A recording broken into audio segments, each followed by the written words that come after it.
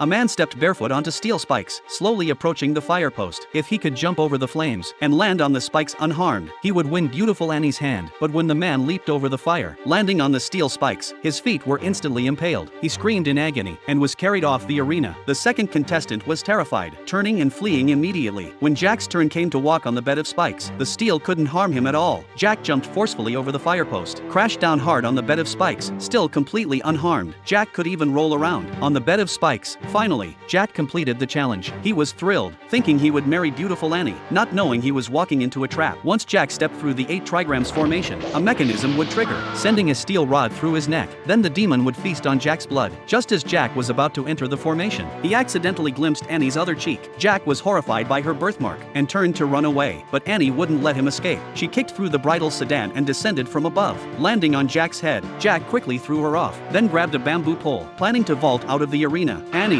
afraid he would escape, slashed at him with a knife, luckily only cutting his pants, instead of slicing open his backside. After jumping out of the arena, Jack fled all the way home, hiding behind his master, begging him to drive Annie away. But his master said Annie was destined to be Jack's wife. Jack didn't believe it. The next second, Jack spotted a giant toad behind his master. The golden toad immediately attacked the master. Fortunately, he moved quickly, swiftly climbing onto the door curtain, but the toad bit his pants and yanked them right off. Seeing the toad about to devour his master, Jack quickly grabbed a stool and jammed it in the creature's mouth, saving his master. Just then, the demon jumped out. The toad was his pet. In the chaotic fight, the master decided to poison the toad. He rubbed some filth from his body and threw it into the toad's mouth. The filth was potent poison. The toad immediately jumped up and down in pain. Then suddenly, toxic juice sprayed from its body. Annie couldn't dodge in time. The poison splashed directly onto her left face. The master quickly used a rope to hang up the toad, then released a thick smoke to confuse the demon. The three quickly hid under a table. The master pulled out a reflective cloth, concealing the table, making them instantly invisible. The demon rushed into the house but saw no one, then left, controlling the toad. By now Annie was poisoned, almost unconscious. The master told Jack to leave first, so he could treat Annie, but the master grabbed Annie's arm and kissed her repeatedly. Annie was immediately terrified, struggling fiercely, but the master, while removing his pants, threatened Annie not to resist. Annie became even angrier at the master's words and passed out from rage. Seeing this, the master hurried to Annie and began treatment. He had deliberately provoked Annie's anger to stimulate blood circulation, bringing the toxins to the surface of her skin so he could prick holes in Annie's body with needles to release the poison. Then the master wrapped Annie in cloth, inserted a bamboo tube at her mouth to ensure she could breathe, and buried her in yellow sand. The sand would absorb the toxins from Annie's body. The next day, the master dug Annie out of the sand, cut open the cloth, discovering that not only was she cured of the poison, but her facial birthmark was gone too. Seeing the now beautiful Annie, Jack immediately fell for her. Annie was also delighted about her transformation.